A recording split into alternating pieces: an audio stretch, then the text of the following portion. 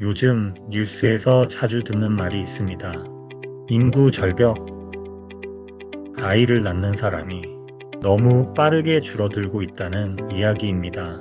정부도 여러 정책을 내놓았습니다. 출산 장려금, 육아 지원금, 각종 보조금. 하지만 솔직히 말하면 효과가 크게 보인다는 이야기는 좀처럼 들리지 않습니다. 그래서 친구들과 이런 이야기를 할 때마다 제가 가끔 꺼내는 말이 하나 있습니다. 차라리 아이 한 명 낳으면 10억을 주면 어떨까? 처음에는 다들 웃습니다. 하지만 이야기를 조금 더 하면 생각보다 진지해집니다. 지금 사람들이 아이를 낳지 않는 이유는 대체로 비슷합니다. 육아 비용, 교육 비용, 그리고 여성의 경력 단절. 그래서 저는 이렇게 생각해 보았습니다. 출산을 축하하는 수준의 돈이 아니라 아이가 태어나서부터 성년이 될 때까지 20년간의 시간을 실제로 지원하는 정책이라면 어떨까? 그래서 떠올린 숫자가 10억 원입니다.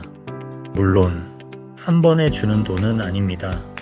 아이 한 명에게 10억 원을 20년 동안 나누어 지급하는 방식입니다.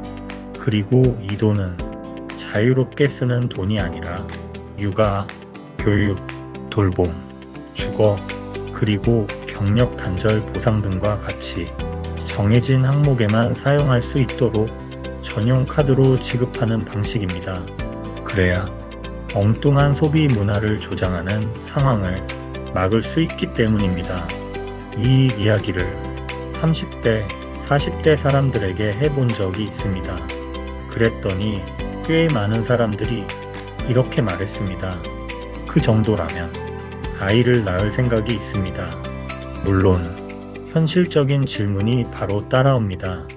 그 돈을 국가가 감당할 수 있느냐는 것입니다.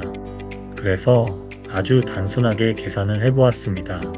만약 한 해 출생아가 20만 명이라고 가정하고 아이 한 명에게 10억 원을 지급하면 총액은 200조 원이 됩니다. 이 돈을 20년에 걸쳐 나누어 지급하면 한 해에 필요한 금액은 약 10조 원입니다. 그래서 구조는 이렇게 됩니다. 첫 해에는 10조 원, 둘째 해에는 20조 원, 셋째 해에는 30조 원, 이렇게 매년 10조 원씩 늘어나게 됩니다.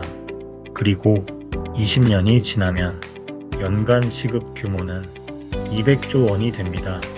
그리고 그 이후에는 더 이상 늘어나지 않습니다. 여기서 한 가지 비교해 볼 것이 있습니다. 현재 한국 정부는 출산과 육아 정책에 대략 연 15조에서 20조 원 정도를 사용하고 있습니다. 2026년 기준 한국의 국가 예산은 약 728조 원입니다. 즉, 출산 관련 예산은 대략 2~3% 수준입니다. 그런데 지난 20년 동안 한국의 국가 예산은 크게 늘어났습니다.